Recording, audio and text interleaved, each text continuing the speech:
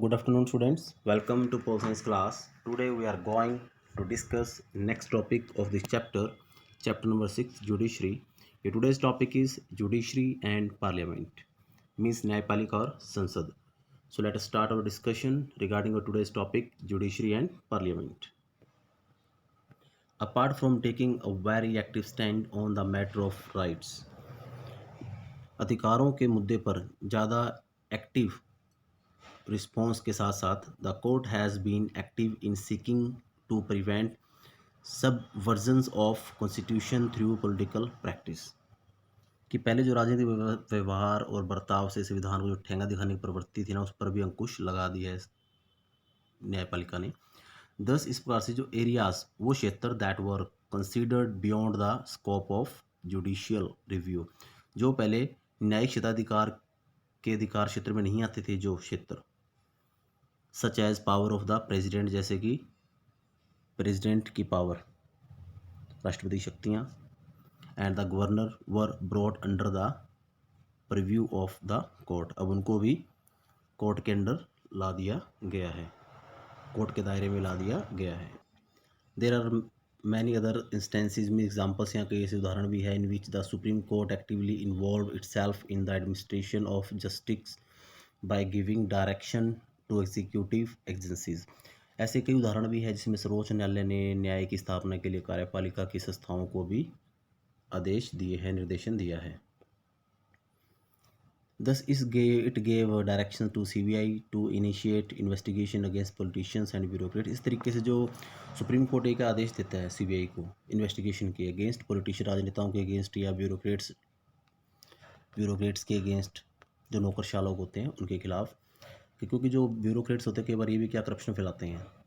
In the हवाला case and Narasimha Rao case, illegal allotment of petrol pumps, गैर कानूनी तरीके से पेट्रोल पंपों का आवंटन किया गया था, etcetera. And you may have heard about some of these cases, आपने उस केस को और भी पढ़ा होगा. And many of these instances are the product of judicial activism. ये सारे क्या है, ये न्यायिक सक्रियता के परिणाम है जो आपने पढ़े हैं.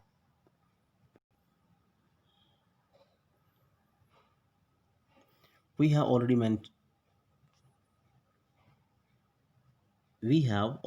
mentioned the differences that emerge between the parliament and the judiciary over right to property and the parliament's power to amend the constitution. हमने संपत्ति के अधिकार और संसद के संविधान को संशोधन करने की शक्ति के संबंध में भी संसद और न्यायपालिका के बीच के हुए टकराव को भी हमने उसके बारे में पढ़ा है. So once again let us repeat that briefly. फिर से उसको एक बार से फिर से जान लेते हैं कि वो मैटर क्या था. Immediately after the implementation of the constitution began, a controversy arose over the parliament's power to restrict right to property. संविधान के लागू होने के तुरंत बाद संपत्ति के अधिकार पर रोक लगाने की संसद की शक्ति पर विवाद खड़ा हो गया था. The parliament wanted to put some restriction on the right to hold property so that land reforms could be implemented. जो पार्लियामेंट चाहती थी कि कुछ कानून बनाया जाए कि एक व्यक्ति कितनी संपत्ति रख सकता है, प्रॉपर्टी रख सकता है, ताकि जो भूमि सुधार के जो नियम उसको इम्प्लीमेंट किया जा सके. The court held that the parliament can't दस रिस्ट्रिक्ट फंडामेंटल राइट्स. तो कोर्ट ने क्या कहा कि संसद इस तरीके से फंडामेंटल राइट्स को रिस्ट्रिक्ट नहीं कर सकती, मीन्स उसको सीमित नहीं कर सकती. तो parliament then try to amend the constitution. Parliament ने फिर क्या किया, संविधान को बदलने की कोशिश की, उसमें संशोधन करने की कोशिश की. But the court said that even through the an amendment, एक संविधान संशोधन के द्वारा भी a fundamental right can't be abridged. आप एक संविधान संशोधन के द्वारा भी जो फंडामेंटल राइट्स उनको रिस्ट्रिक्ट नहीं कर सकते, उनको सीमित नहीं कर सकते. So the following issues were at the centre of the controversy between parliament and the judiciary. दोनों के बीच में जो इश्यूज थे, जो मुद्दे थे, वो ये थे. First, what is the scope of right to private property. निजी संपत्ति के अधिकार का दायरा क्या है. Second, what is the scope of the parliament's power to curtail, abridged और एबोरोगेट फंडामेंटल राइट्स. मौलिक अधिकारों को सीमित, प्रतिबंधित या समाप्त करने की संसद की शक्ति का दायरा क्या है. What is the scope of the parliament's power to amend the constitution. संविधान में संशोधन करने की शक्ति का संसद का क्या दायरा है। And fourth, can the parliament make laws that breach fundamental rights while enforcing directive principle. क्या संसद नीति निर्देशक सिद्धांतों को, जो डायरेक्टिव प्रिंसिपल मीन्स नीति निर्देशक सिद्धांतों को लागू करने के लिए ऐसे कानून बना सकती है जो मौलिक अधिकारों को प्रतिबंधित करें। ड्यूरिंग द पीरियड, इस समय अवधि के during the period 1967 to 1973 the controversy became very serious. जो दोनों के बीच में जो कंट्रोवर्सी थी वो काफ़ी क्या हो गई थी, गहरी हो गई थी। And apart from land reform laws enforcing preventive detention, law governing reservation in jobs and regulation acquiring private property for public purposes and laws deciding the compensation for such acquisition of private property were some instances of the conflict between the legislature and the judiciary।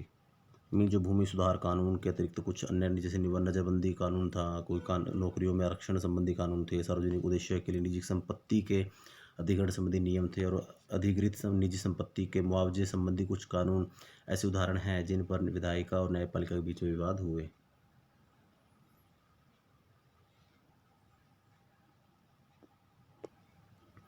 In the parliamentary system, संसदीय व्यवस्था में, the legislature has the power to govern itself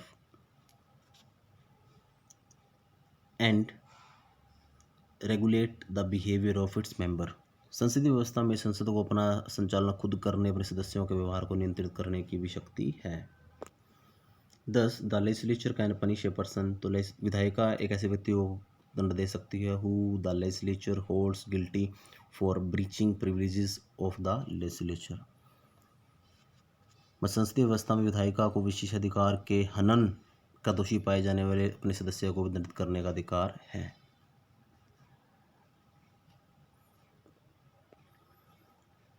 there have been several instances, यहाँ पे कैसे examples भी हैं, where the parliament and the state legislature have cast aspersions on the functioning of the judiciary. ऐसे अनेक अवसर पर संसद और राज्यों की विधानसभाओं में न्यायपालिका के आचरण पर उंगली भी उठाई गई है। Where the parliament and state have cast aspersion on the functioning of the judiciary। लेकिन but similarly, इसी तरीके से the judiciary too has criticized the legislature and issued instructions to the legislature about the conduct of legislative business। इस तरीके से जो न्यायपालिका है, न्यायपालिका ने भी अनेक अवसरों पर विधायिका की आलोचना की है, उसके विधायिक कार्यों के संबंध में निर्देशन दिए हैं और side by side the legislature sees this as violating the principle of parliamentary sovereignty. तो विधायिका इसे संसदीय संप्रभुता के सिद्धांत के उल्लंघन के रूप में देखती है।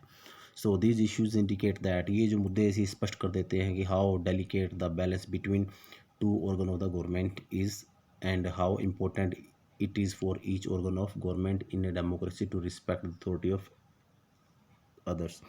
तो इन मुद्दों से स्पष्ट हो जाता है कि सरकार के किन्हीं दो अंगों के बीच संतुलन कितना संवेदनशील है और लोकतंत्र में सरकार के एक अंग का दूसरे अंग की सत्ता के प्रति सम्मान बरतना कितना जरूरी होता है।